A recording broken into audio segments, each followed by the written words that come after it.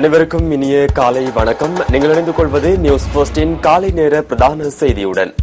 இன்று 23ஆம் தேதி பிப்ரவரி மாதம் 2015ஆம் ஆண்டு வாரத்தின் முதல் நாள் திங்கட்கிழமை மலர்ந்திருக்கும் இந்த புதிய நாள் உங்கள் அனைவருக்கும் சந்தோஷமான நாளாக அமைவதற்கு நியூஸ் போஸ்டின் வாழ்த்துக்கள். விரிவான செய்திகளுக்கு செல்லும் முன்னர் முதலில் தலைப்புச் செய்திகள். இந்திய இலங்கை மீனவர் பேச்சுவார்த்தை பிற்போடப்பட்டுள்ளது. பொருட்களின் விலைகளை குறைக்காது விற்பனை செய்து வரும் வர்த்தகர்கள் தொடர்பில் நுகர்வோரிடமிருந்து முறைப்பாடு. அமெரிக்காவின் பாரிய பல்பொருள் அங்காடிகள் வர்த்தக நிலையங்களை இலக்கு வைத்து தாக்குதல் நடத்தப்படலாம் என எச்சரிக்கை. இனி விரிவான செய்திகள்.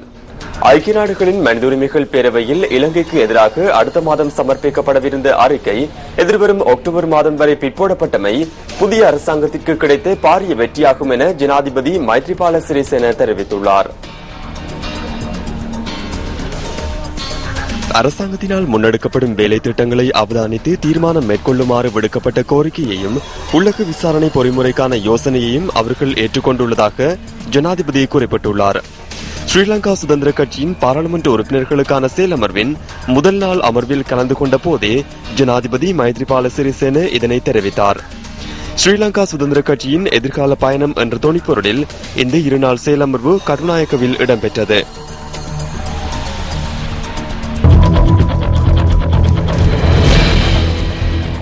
இந்திய இலங்கை மீனவர் பேச்சுவார்த்தை பிற்போடப்பட்டுள்ளதாக மீன்பிடி ராஜாங்க அமைச்சு தெரிவித்துள்ளது. எதிர்வரும் 5ஆம் தேதி சென்னையில் இந்த பேச்சுவார்த்தை நடைபெறவிருந்தது. வாரத்திற்கு 3 தடவைகள் என்ற ரீதியில் வருடத்திற்கு 120 நாட்கள் இலங்கையின் வடக்கு கடற்பரப்பில் மீன்பிடியில் ஈடுபடுவதற்கு இந்திய மீனவர்கள் அனுமதி கோரியுள்ளனர். இது தொடர்பில் இலங்கை மீனவர்களுடன் கலந்துரையாடியதன் பின்னரே தீர்மானிக்க வேண்டும் என்பதால் பேச்சுவார்த்தை ஒத்திவைக்கப்பட்டதாக மீன்பிடி ராஜாங்க அமைச்சர் துலித் வெதாராச்சி தெரிவித்துள்ளார். 100 நாள் வேலை திட்டமும் எதிர்வரும் 5ஆம் தேதி இடம்பெறவிருந்த இந்த பேச்சுவார்த்தை பிற்போடப்பட்டமைக்கான மற்றொரு காரணமாகும். இலங்கை மீனவர்களது வளங்களை இந்திய மீனவர்கள் சூறையாடுகின்றமை குறித்து 2 தடவைகள் நேரடி பேச்சுவார்த்தை நடத்தப்பட்டிருந்தது. இரு நாட்டு மீனவர்களும் எதிர்நோக்கி வருகின்ற பிரச்சினைகளுக்கு தீர்வு காணும் வகையில் 3ஆம் சுற்று பேச்சுவார்த்தை ஏற்பாடு செய்யப்பட்டிருந்தது.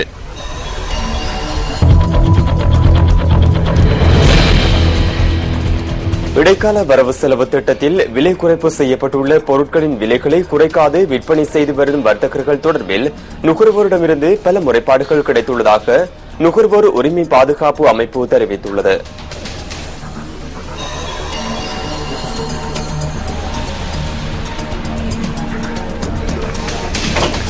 நாடு பூராகவும் உள்ள நுகர்வோரிடமிருந்து இவ்வாறு முறைப்பாடுகள் கிடைத்துள்ளதாக அந்த அமைப்பின் தேசிய அமைப்பாளர் அசேல சம்பத் குறிப்பிட்டுள்ளார். பான் விலை குறைக்கப்பட்ட போதிலும் நிர்ணயிக்கப்பட்ட அளவு நிறையிலும் குறைவாக உள்ளமை தொடர்பில் அதிக முறைப்பாடுகள் கிடைக்கப்பட்டுள்ளதாகவும் அவர் குறிப்பிட்டார். வரவு செலவு திட்டத்தில் வழங்கப்பட்ட நிவாரணம் நேரடியாக நுகர்வோருக்கு கிடைக்கக்கூடிய வகையில் சரியான திட்டத்தை தயாரிக்க வேண்டும் என நுகர்வோர் உரிமை பாதுகாப்பு அமைப்பு தெரிவித்துள்ளது. இதேவேளை வரவு செலவு திட்டத்தில் வழங்கப்பட்ட நிவாரணத்திற்கு ஏற்ப பொருட்களின் விலையை குறைக்காத 300 வர்த்தகர்களுக்கு எதிராக வழக்கு தொடரப்பட்டுள்ளதாக நுகர்வோர் விவகார அதிகார சபை தெரிவித்துள்ளது. பொருட்களின் விலைகளை குறைத்து விற்பனை செய்யாத வர்த்தகர்களை கண்டறியும் நடவடிக்கை நாடு பூராகவும் முன்னெடுக்கப்பட்டு வருவதாக நுகர்வோர் அதிகார சபையின் பணிப்பாளர் நாயகம் JAM டக்ளஸ் சுட்டிக்காட்டியுள்ளார்.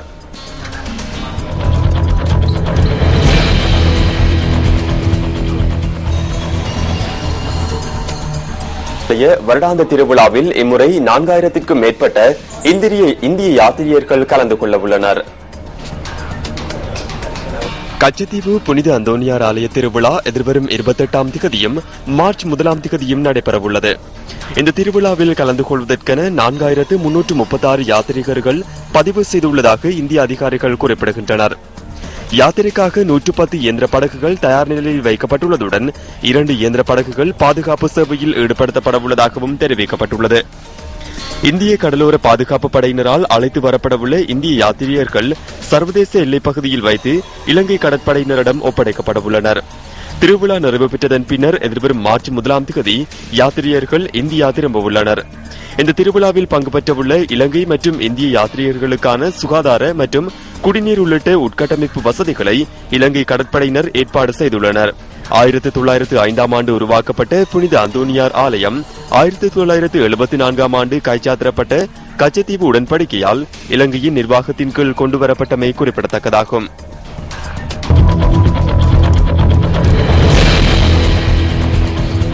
புதுக்குடியிருப்பு மற்றும் கரைத்துறை பற்றி பிரதேச சபைகளுக்கான தேர்தல் தொடர்பான கலந்துரையாடல் இன்று நடைபெறவுள்ளது.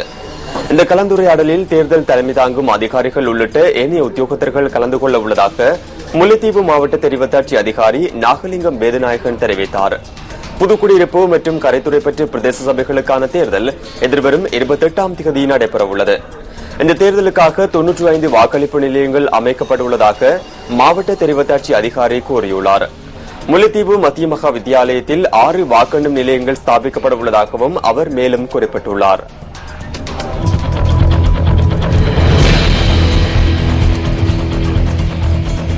பாரத பிரதமர் நரேந்திர மோடியின் இலங்கை விஜயத்தினால் இலங்கையில் வாழும் தமிழ் மக்களின் வாழ்வு மேம்படும் என பாரதிய ஜனதா கட்சி நம்பிக்கை வெளியிட்டுள்ளது. அத்துடன் மீனவர் பிரச்சினைக்கும் நிரந்தர தீர்வு கிடைக்கும் என அந்த கட்சியின் தமிழக மாநில தலைவர் தமிழிசை சவுந்தரராஜன் கூறியுள்ளார். தமிழகத்தின் பாம்பன் பகுதிக்கு நேற்று சென்றிருந்த போதே அவர் இந்த கருத்துக்களை வெளியிட்டுள்ளார். பிரதமர் செல்வது தமிழர்களின் வாழ்வை மேம்படுத்துவதற்கு உதவும்.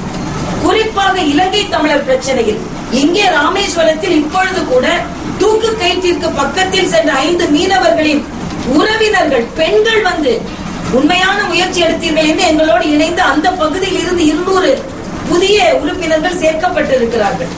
ஆக மக்கள் எல்லாம் மீனவ சகோதரர்கள் எல்லாம் எங்களுக்கு ஆதரவாக வந்து கொண்டிருக்கிறார்கள். இலங்கை தமிழர்கள் இப்போ ஒரு ஆதரவான நிலைப்பாட்டை இன்னும் சொல்ல போனால் ஆக தமிழக மக்களுக்கு ஒரு நல்வழியை காண்பித்துக் கொண்டு ஒரு ஆறுதலான விஷயமாக பல்லாண்டு காலமாக தீர்க்கப்படாத இருந்த இலங்கை தமிழர் சகோதரர்களின் பிரச்சனை தீர்க்கப்பட போகிறதே என்ற மகிழ்ச்சியில் நாமெல்லாம் இருந்து கொண்டிருக்கின்ற நிலையில்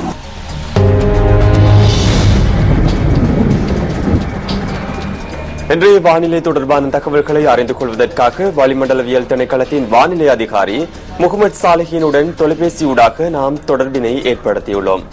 வணக்கம். வணக்கம் கிருத்தான். இன்றைய வானிலையை பொறுத்தவரையில் நாட்டின் கிழக்கு ஊவா மாகாணங்களின் பல இடங்களில் மழை பெய்யக்கூடியதாக இருக்கும். பிற்பகல் அல்லது மாலை வேளைகளில் மத்திய சப்ரகமுக மேல் மற்றும் வடமேல் மாகாணங்களிலும் காலி மாத்திரை மாவட்டங்களிலும் மழை அல்லது இடியுடன் கூடிய மழை பெய்யக்கூடியதாக இருக்கும். இவ்வாறு இடியுடன் கூடிய மழை பெய்கின்ற வேளைகளில் தற்காலிகமாக பலத்த காற்றும் மின்னல் தாக்கங்களும் ஏற்படக்கூடும்.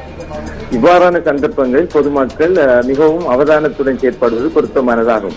கடல் பிராந்தியங்களை பொறுத்தவரையில் காலி தொடக்கம் பொத்திவிலூடாக திருகோணமலை வரையான கரையோரத்துக்கு அப்பால் உள்ள ஆழமற்ற கடல் பிரதேசங்களில் சிறிதளவு மழை பெய்யக்கூடும். கடற்பிராந்தியங்களில் காற்று மணித்தியாலத்துக்கு 20 முதல் 40 கிலோமீட்டர் வேகத்தில் வடகிழக்கு திசையில் இருந்து வீசும்.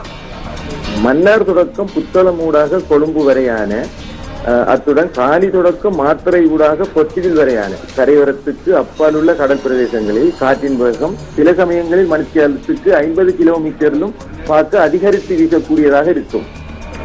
இவ்வாறான சந்தர்ப்பங்களில் மேலே சொல்லப்பட்ட கடல் பிரதேசங்கள் இடைக்கிடையே சற்று கொந்தளிப்பாகவும் காணப்படும். நன்றி அந்த வானிலை தொடர்பான தகவல்களை வழங்கியமைக்கு.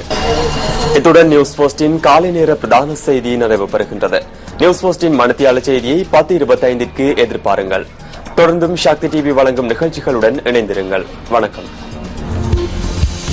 Hotline 0114-896-896 www.newsfirst.lk. Feedback at newsfirst.lk.